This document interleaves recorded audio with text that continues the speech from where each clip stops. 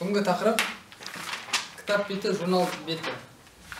Кітап беті бізде журнал беті бөлінеді. Кітаптың беті деп неге айтып тұрық? Өйткені кітаптарда, мысалға, ояқта кәдімгідей кітаптарда үлкен болады ғой, да? Ал журнал немесе газет беттерінде олар біздің екі беттік дәптерлер болған, дәптерлер. Мысалы қара, газетте немесе журналда үйге барып байқасаңдар болады, олар осылай тігіледі. Барлығын осылай салады да, қысады. Екі бетті олардың арасында екі бет жыла аласың. Ең оңайы негізі газет пен журналды түсіндіріп кетейін бірінші. Мысалға бізде газет немесе журнал болсын. Сенікі мысалға 96 беттен тұрады, иә? Бірінші бет, мына жақта нешінші страница мынау? Бір. Соңғысы? 99. 96. Қос екеуін? 97-ні ұмытпаңдар. Енді мына жақта нешінші бет мынау? 2. Мынау 95, 2 қосқан 97. 97.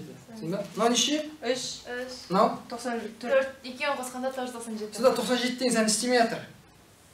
Өзгермей жатыр. Қосқан сайын. Қай жерінен алып қоссаңда өзгермей жатыр. Түсіндің ба? Енді есептер былай болып келеді. Айдос деген бала көшеден осылай ашылып жатқан газеттің бетін тауып алады. Газеттің бетін тауып алады. Ол газеттің беті осылай ашылып жатады. Түсіндің ба? Мына жақта, например, 13, мына жақта мысалы 44 деген. Цифрларды көреді. Страница, беттерді көреді. Түсінді ма? Осы беттерді көреді. И сұрақ сіздерге, осы газет неше беттен тұрады? 28. Оны қалай таптық? Екеуін қосамыз, бірге қосамыз. 13 44 қосасың, сосын неше шығады яда? 57 плюс 1. Неге 1? Ну, потому что бірінші беті... Біз сен газетті бере тұр қайттан. Газеттің бірінші беті неге тең постоянно? Бірге. Бүкіл газеттің бірінші беті бір ғой. Иә. Түсіндің ба? Соңғы бетін тауып үшін 57 деген санша өзгермей жатқан сан ғой. Иә. Бірден істеймін. Қоса азайтамын. Азайтамын, өйткені неге соңғысын тауып керек қой. Иә. 57-тен бір іздетті сонда? 26. Түсінді ба? Кез келген газет болсын, журнал болсын, соңғы беті бізге белгісіз. Бірінші беті бірақ белгілі бір болады.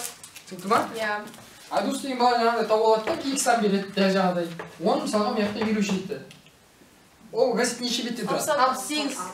Қосамыз, неше? 67. Потом? Бірге қосамыз. Азайтамыз. Азайтасың, өйткені бірінші бет бар емес па? Бірінші бет азайтсаң, соңғы бет шықпай ма? Түсініп. Бұл қай жақтайда? Газет пен журнал. А кітапта басқаша. Кітапта қара, кітапта былай екі бет жыла алмайсың сен. Оларда басқаша. Тігіліп қояды ояқта, түсінді ма? Келесі бізде оқулық беті. Мысалға қараңдар. Оқулық бетінің бізде дайын формуласы бар, иә? Ол формула қайдан шықты? Ол барлығы көрініп тұрады, қараңдар. Мысалға N. N деген мысалға N демек, мысалы кітаптың беті дейміз. Кітап беті, иә? Кітаптың беті. КБ. Ол тең болады N азайту 189 бөлу 3 плюс 99. N деген не бұл жердегі? Не ғой? Страница ма? Сол бетке неше цифр қолданылды? Сол N деген. Түсінді ма? Например, 1000 цифр қолдануы мүмкін. Мысалы 100 деген бетті жазу үшін бір кітапта 100-ші бет тұрмай ма? 100-ді жазу үшін неше цифр қолданамыз? 99. 3 цифр қолданамыз. Не, 1, 0, 0. 3 цифр қолданамыз. Түсінді ма? 45 деген бет жазу үшін неше цифр қолданамыз? 2. 8-ді жазу үшін? 1. Значит, бір таңбалы сандар жазу үшін 1 цифр қолданамыз. 2 таңбалы сандар жазу үшін 2. 3 таңбалыға 3. Түсінді ма? Енді бізде есептерде айтады, кітаптың беті бірінші беттен басталса деп өздері беріп тұрады. Егер бірінші беттен басталса деп. Онда осы формула жарайды. Егер бірінші беттен басталса. Түсінді ма? Егер бірінші беттен басталса деп жазып бірінші бет. Если есептелсе, егер үшінші беттен басталса десе, екі бет жоқ қой уже. Мынадан 2 азайтып тастар. 187. Бөлу 3, 99. Түсінді ма? Егер үшінші беттен басталса, мына формула қолданамыз. Бірінші беттен десе, мына формула қолданамыз. Ана N плюс 9 екші. Енді қара. Бізге, мысалға, 189-дан үлкен сандар болса қоя береміз. 190 болса қоясың.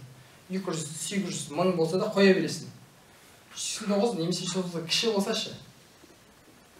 Кіші болса N плюс 9. Мысалы қара, 189-да қойсам яққа 0 болып кетпей ма? Иә. Да? А 189-дан кіші сан қойсақ, 180 болса минус болып кетеді. Онда біздің кітаптың беті. Мына жақта 3-ке бөлініп тұр ғой. Бұл 3 таңбалы сан болса, если кітаптың беті деген деген не мағынасы сол. А если ол екі таңбалы, мысалы 45 бет болса, 60 бет болса, оның цифрлары аз болады ғой. Оның формасы кітаптың беті. n плюс 9 бүгінге не бар? Өйткені неге қараңдар? Екі таңбалы санда болса ол 1, 2, кетеді 9, 10. Например, біздің кітап 20 бетте тұрсын. 10 бар кетеді 20-ға дейін. Оның барлығына екі цифр қолданылып тұр. Тек қана алғашқы 9-ға бір цифр қолданылып тұр. Неше бет табу үшін қара, осы алғашқы 9-ның бір цифр ғой. Жетпей жатқан 9-ын қосамын осыларға.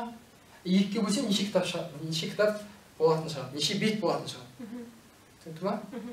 Сонда бізде бар жоғы 3 формула қара. Мына бірінші беттен басталса, мына үшінші беттен басталса, n қосу 9 ол кіші болса мына жердегі. Түсінікті ма? Иә. Мына жерде дәл солай қара. Кітап бірінші беттен басталса, осы қалай береді, ал үшінші беттен басталса ше? 1 мен 2 жоқ, значит. n плюс 7. Молодец. n қосу 7 бөлу. Бұл егер бірінші бет. 3-тен басталса. 3 то есть. Ба? 1 мен 2 жоқ кезде. Бірінші деп айтады. Барлық беттері қола қара. 35 цифр кеткен. 35 цифр кеткен. Я? 35 цифр кеткен. Егер бірінші беттен басталса. Формула қоямыз ғой. n азы 39-ға қоямыз, а? Жоқ, n плюс 9-ға қоямыз. Молодец. n қосу 9 бөлу 2. Ана 35 9 44. Оны 2 бөлеміз 22. Неше бетте тұрады? 22. 22 бетте тұрады. Оп-оңай, е? Иә. Формуланы осы есеп шығара берсең, жатталып қалады өзінен өзі. Иә. Екіншісі айтады, егер 71 цифр болса дейді. Бірақ үшінші беттен басталса дейді. Онда жаңағы n плюс 7-ге қоямыз. Молодец, үшінші беттен. Егер деген несі бар, бізде шарты бар. Бірінші беттен басталса. n қосу. 71 плюс 7 78. Сонда анау 39. 39 беттен тұрады.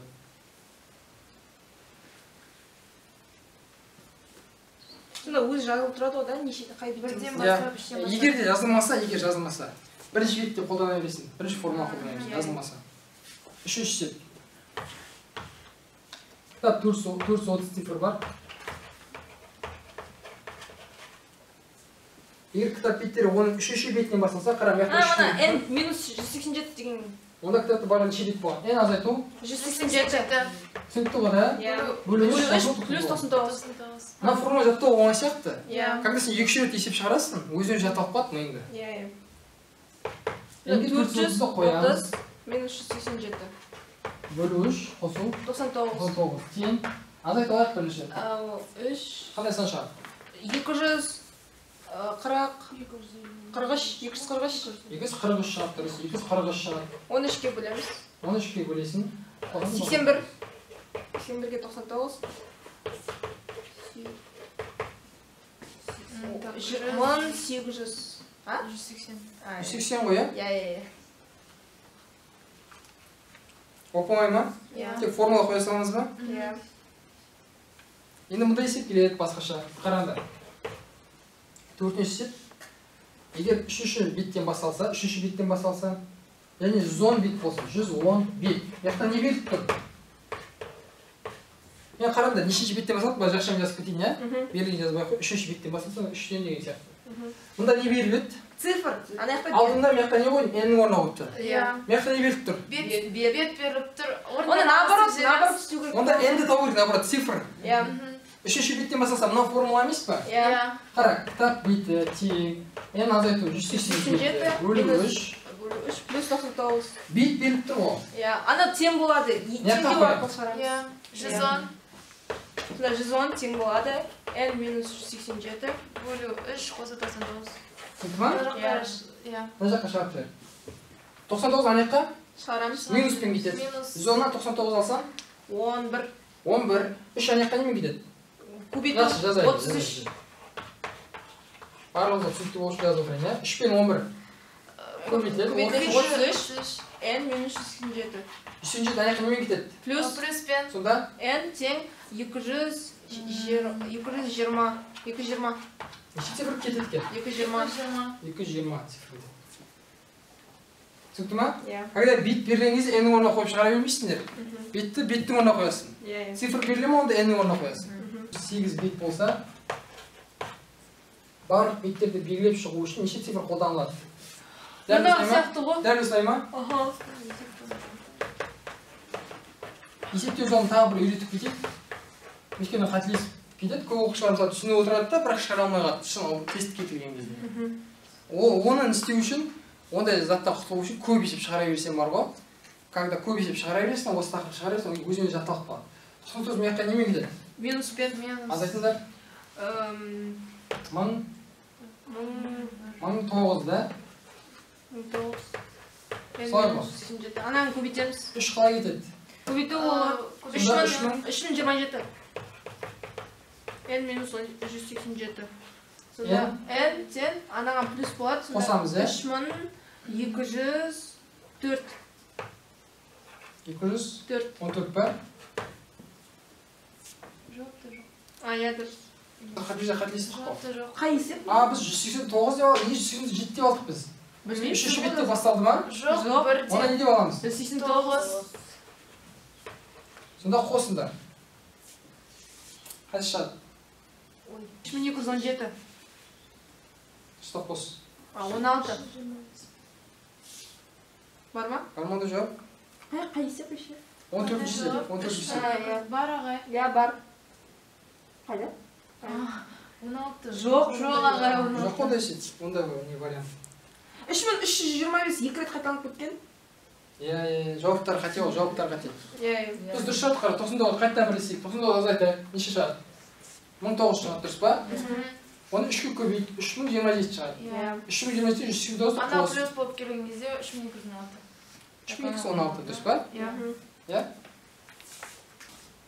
Жолда бір журналдың 2 бетін тауып алды. Оның оң жағында 41-ші бет деп тұр. 6-ші есеп. Екінші жағында 12 бет деп тұр. 12-ші бет. Журнал неше беттен тұрады дейді? Мана сияқты екеуін қосамыз. Елушісін бірді айтамыз. Сосын неше шығады? Қазір айтамыз. 63, 62. Дұрыстап сен, дұрыстап 52. Ана не oldu? 41 ма? 52. 41 ғой? Ту,